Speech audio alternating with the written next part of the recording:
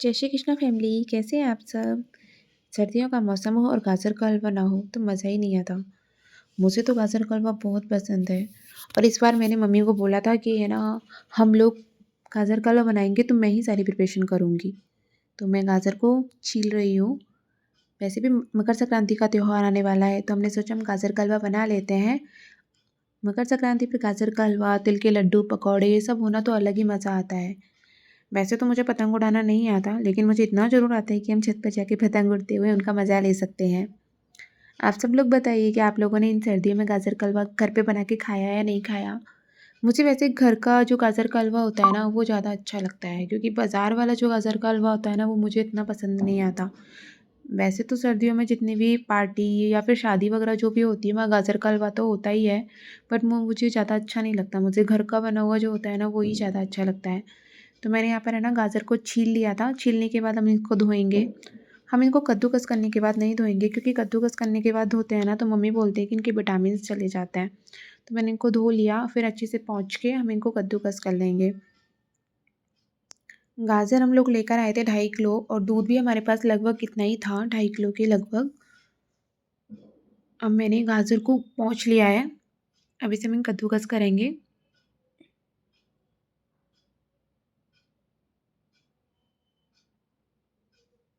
जयपुर में kite festival जो होता है ना, उसके अलग ही मज़े होते हैं। छत पे जाते हैं ना तो चारों तरफ पतंग की पतंगे दिखती हैं। हमको भले पतंग उड़ाना नहीं आता, लेकिन पतंगे देखने में और रात को तो लालटेन जो होती है ना, लाइट वाली जो पतंग होती है, उसको जलाने में तो अलग ही मज़ा आता है। अब मैं यहाँ पे गाजरों को कस तो रही हूँ, लेकिन गाजरों को कसने में ना मेरे हाथ में इतना दर्द होने लग गया था, क्योंकि हम लोगों को हैबिट नहीं होती ना ये काम डेली डेली करने की। और मुझे इन गाजरों को कसने में लगभग लगभग 45 मिनट्स लग गए थे। जबकि आप देख सकते हैं ज़्यादा गाजरें नहीं है, लेकिन मुझे फिर भी 45 मिनट्स इनको कसने में लग गए थे। और मेरे हाथ में भी बहुत ज़्यादा दर्द होने लग गया था। लेकिन मैंने मम्मी को बोला था कि ये काम मैं ही करूँगी, और मुझे आप लोगों के साथ शेयर भी करना था, तो फिर मैंने किया। अब मेरी फाइनली गाजरें कस गई है। लास्ट 2 गाजरें बची है। पता है, मैं गाजरों को जब कस रही थी ना, तो मैं ऐसे ऐसे एक एक देखते उनको उनका वेट कर रही थी। मतलब मुझे ऐसे थाली में देख के कितनी गाजरें बची है, उससे मोटिवेशन मिल रहा था उनको कद्दूकस करने का। तो मैंने इनको कद्दूकस कर दिया। फाइनली फाइनली मैं जीत गई कि मैं इनको कद्दूकस करके कर पाई। अब मैं इनको कद्दूकस कर रही थी, इतने में मम्मा ने क्या किया, गैस पे दूध रख दिया था गर्म होने के लिए। अब ये हमारा दूध गर्म हो गया है। अब मैं गाजर को कस के मम्मी को दे दिया था, और मम्मी ने इनको दूध में डाल दिया। अब दूध में डालने के बाद इनको अच्छे से खौल जाए, ये एकदम गाढ़ा हो जाता है ना, तब तक इसका वेट करते हैं। हमने सोचा कि गाजर के हलवे को सिगड़ी पे बनाया जाए। सिगड़ी या चूल्हे पे ऐसी चीज़ें बनाते हैं ना, तो उसका अलग ही मज़ा होता है। चूल्हा हमारे पास नहीं था, लेकिन हमने सोचा सिगड़ी पे बनाते हैं। मुझे ये सब काम नहीं आता, लेकिन मुझे करने में, इनको इन चीज़ों को सीखने में बड़ा ही मज़ा आता है।